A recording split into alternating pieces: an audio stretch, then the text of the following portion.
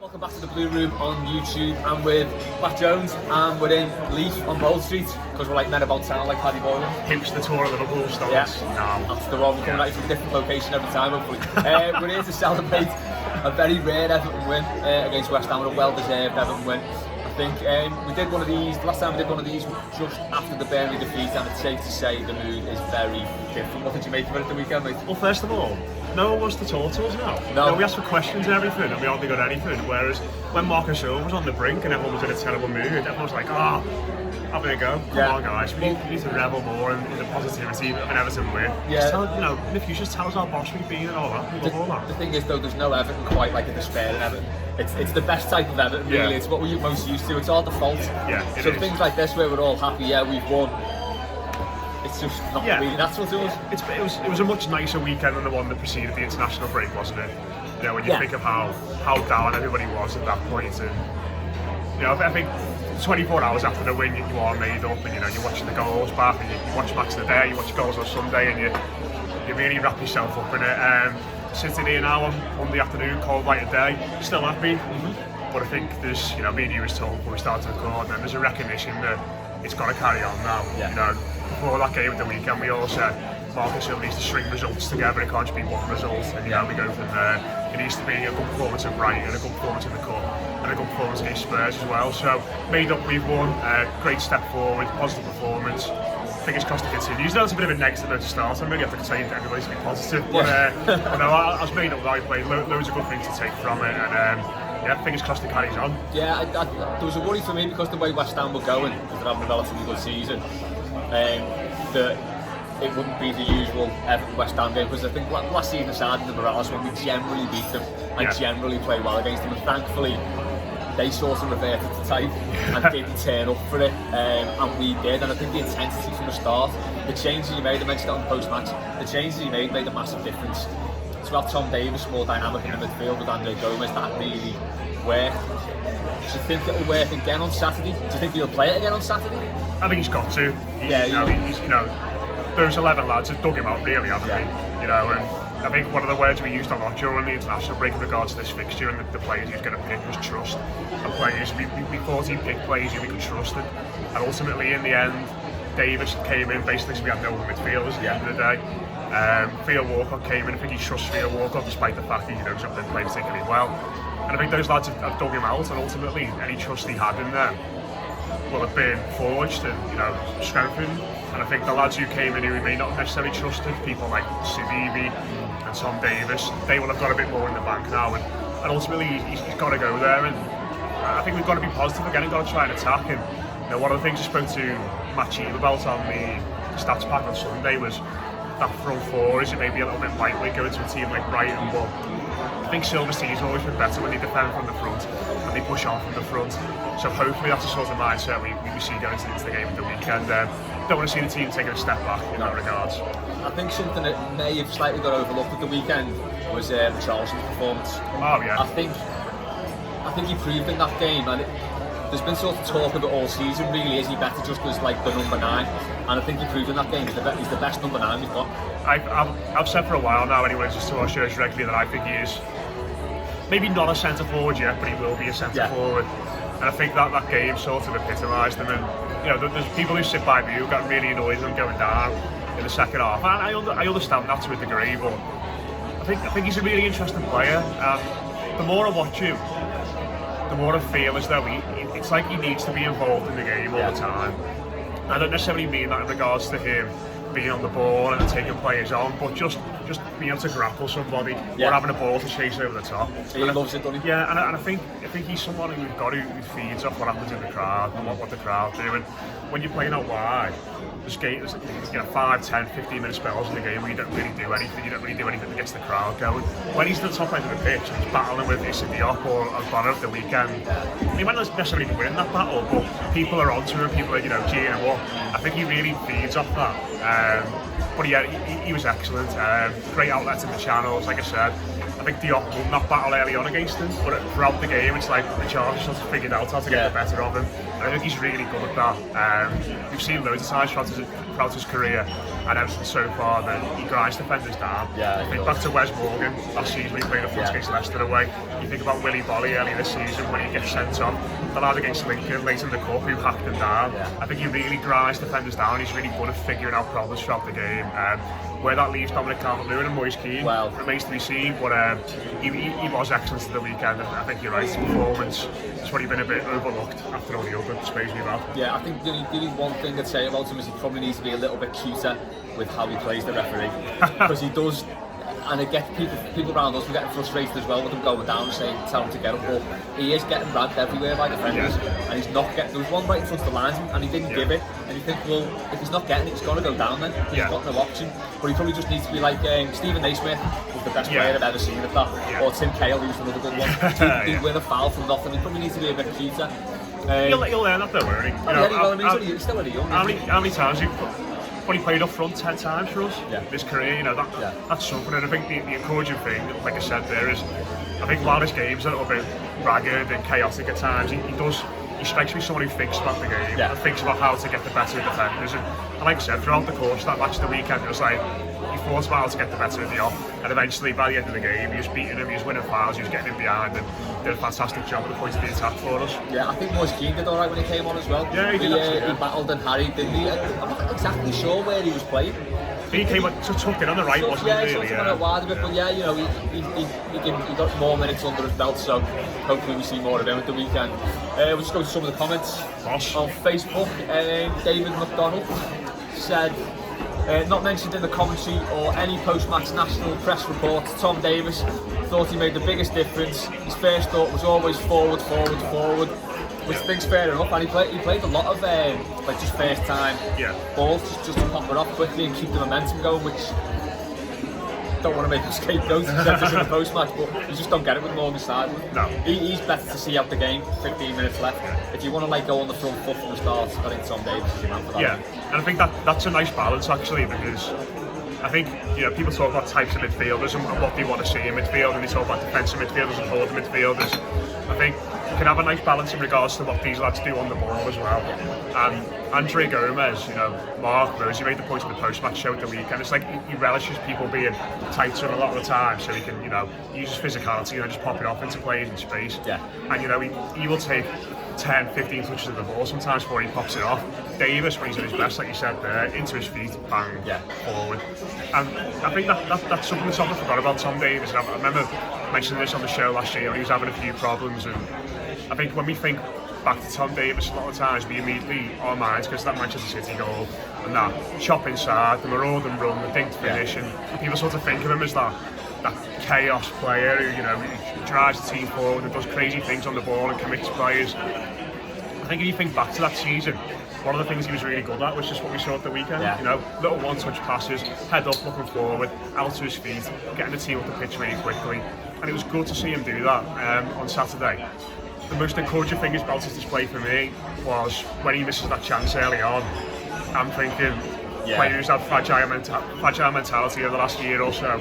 It's going to go down here, shoulders are going to slump, and we're probably going to see an average performance from him. If anything, it inspired him to go on and make amends, and that's a real positive thing for me. I think a lot of young midfielders coming into the team after a long time out in that situation would share the responsibility after that point, but great to see him really spur him on. Yeah, another plus point for me was when he got that stupid booking right on half time, and I just thought this could cost him here because it might really temper his game, but he didn't. He came out and played exactly the same game in the second half, didn't share out of anything.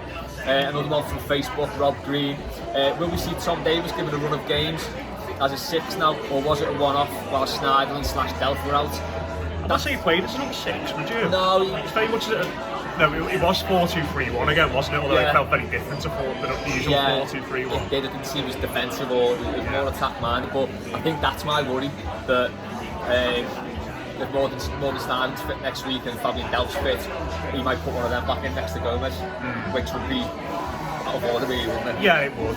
You could understand if Tom Davis had come in and been average and he played Drew or something like that, but I think that would be, he's earned Marco Silva's earned a bit of favour back with the fans, hasn't he, based on the weekend, because we all came away from the game, felt good, scored 2 great goals, everyone's made up, feeling good about the teams today, and people are probably thinking more favourably about him now, because of the changes he made. If he goes back to what's been terrible, Sigurdsson, great goal side, if he comes back in, if Schneiderlin comes back in, if Coleman comes back in as well, you're thinking, what was the point of that West Ham game? Yeah, the worrying thing for me is though, it wouldn't really surprise me, if I'm honest. I'm being a bit unfair there. I don't know. I think he's got to stick with it now. It wasn't as if it was like those subtle improvements in the performance, and we were a little bit better and just managed to drag over the line. It was markedly better. It's West Ham at home, admittedly, and they were terrible. But anybody's not listened to the post-match report, Lydia Bleasdale used a great word to describe them. She said they were spongy. Spongy. It's like us away from home, that. But it was West Ham at home. They were poor. But it was like a team transformed in that regard. So much more energy, so much more vibrancy going forward. Just stick with those lads, give them another chance again at Brighton. And he worked well with Gomes. It looked like that could be a partnership that could grow. I mean, it's only one match, and it was West Ham. It's good to see Mark Noble getting legged everywhere. Of course. I mean, West Ham's midfield, by the end, there's been more West Ham midfield in history than Mark Noble, Declan Rice, and Jack Wilshere at the end. What a trio that is. Yeah. Just on a one more serious point on that. If you're Tom Davis and you come into that team, you've had a good game, you contributed to a win, Marco Silva's been talking up today saying he's a special player, and then you're hooked at the weekend. Where'd you go from there? There's no coming back for you, is there then? So I think it's dead important that the man just sticks with those lads and keeps faith in the players that, like I said earlier, dug him out at the weekend effectively. It's got to be done on merit, hasn't it? You've not won in 5 games or whatever, but you've won 1 in 6 or something stupid, and then you put a team out and you win. Regardless of who it's against, it's still a Premier League team, and it's won a team quite well this season. You've got to stick with it, really. Owen Parks has asked on Twitter this. Do you think Saturday's win is a turning point or a stay of execution? This is like the $64 million question for Marco Silva now, isn't it? It doesn't feel like a turning point for me yet, because it's got, as you said before, it's got to be backed up. Yeah, you don't. If we lose at Brighton, we're having the same conversations we had over the international break, aren't we? Because you can sit here and go, well, what's actually changed? Granted, we played well against West Ham and we got a home win. We've been doing that for a while. Away from home is where you had the big issues, isn't it? If we go to Brighton and fold and lose 1 or 2-0, then the night's going to be out for him again. The national press is going to be doing think pieces on him and Silva and on his record in home, and then you've got that Watford game again in the week after in the cup, and all of a sudden that feels like the one which it could all go belly up in. Do I think it's a turning point? I don't know. It is hard to say. I think that there are still going to be flaws in this side. I think that midfield away from home, Davis and Gomez, and the 3 in front of them might be a little bit lightweight, so we might have to look at that a little bit. But it's positive, isn't it? It's a positive step. Preston shows that he's done this before.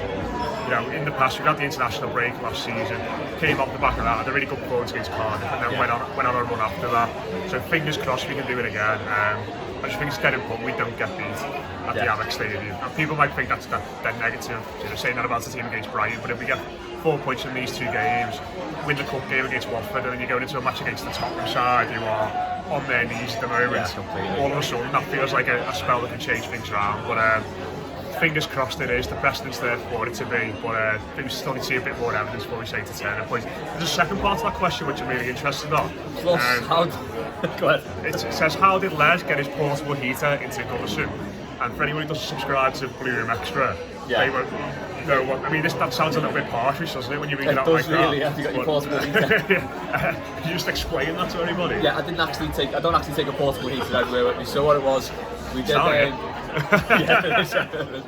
we did mailbags from a pub in Hoylake and had a little beer garden in the back, so we were there, and the back door was open onto the street, and there was a big massive portable heater with a huge flame in it, and this gang of about 5 ninjas just came up on the mountain bikes and said, hey lad, can I light me bifter on that heater?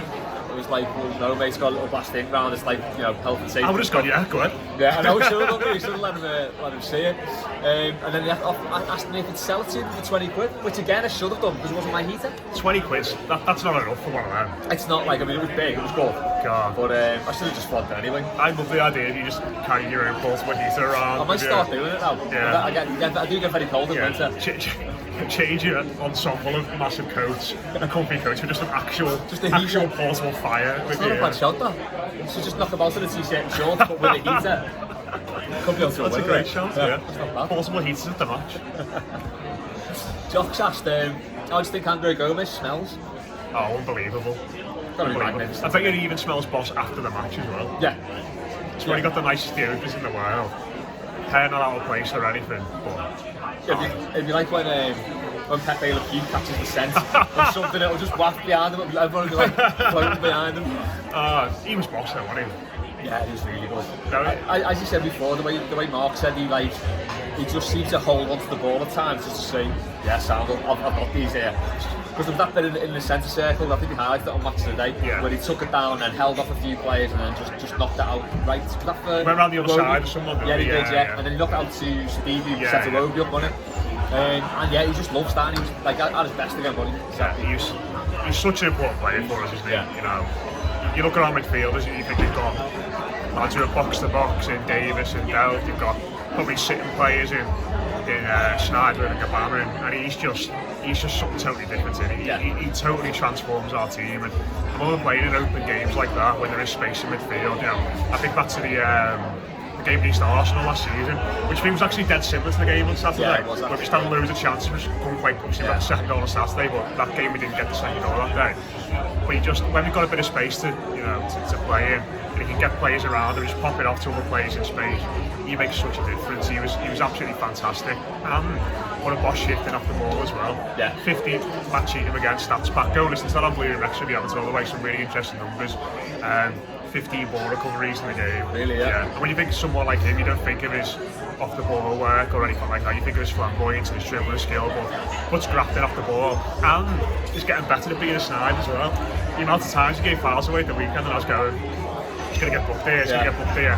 He got booked in about the 18th minute in the end, but he's getting good at giving those cute little fouls away, instead of literally just stamping on people, like he did it last season.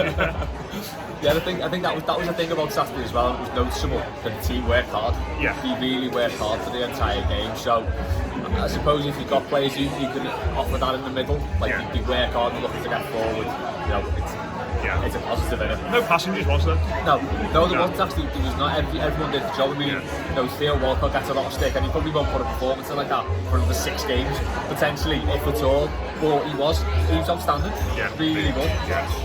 I can't believe that shot thing going up the ball. Oh no, it was good. We were right behind that. Yeah. It was like the noise that made. There's 2 great noises in the game. That shot here, which hit the noise when it hits the ball, and the noise the ball makes when Sigurdsson shoots for his goal. Go back on Twitter and watch the Everton video of it, and just if anyone from Everton's watching this, just do a little clip of that 1 second with the noise. It's so good. It's like the one he scored against Swansea in his first season. I remember sitting in the grass swings and just thought, it sounds like the ball's burst there when he's hit that. It was lovely, wasn't it? It's boss, absolutely boss. It's like as soon as you hit the ball like that, you know, I've hit that ball. I've never hit the ball like that. I think I did it once like that. It didn't go in, man. Jack Carlisle's asked if Mark Noble and Jack Wilshere were to be represented in food form, would it be eel butties or soot on toast? I think there's one answer for each one here. Yeah. I think Mark Noble is definitely eel butties. Eel butties, and Jack Wilshere's soot on toast. Yeah, he's got an air this week about him, hasn't he? Yeah. He's awful dodgy enough to fuck anything. What would you actually rather eat out of that? With soot on toast. I've seen those jelly nails, it looks terrible. Even pie and mash looks horrible. It's that green stuff they put on it. Oh yeah, it's horrible, isn't it? Weird. Have you seen the picture of the West Ham fans outside the Arkles? Oh god, yeah, I think with all the Prince Charming. Oh god, it's absolutely fantastic. So I love as well the way Everton gets stick for hosting Man United in the Brick. Yeah, the Arkles actually put up a poster welcoming West Ham fans. Yeah, who went on to sing about sign on and all that, as you know, as they do. Yeah. Long way to come for nothing, lads. You love that, don't you? I love that line with a pen in your hand.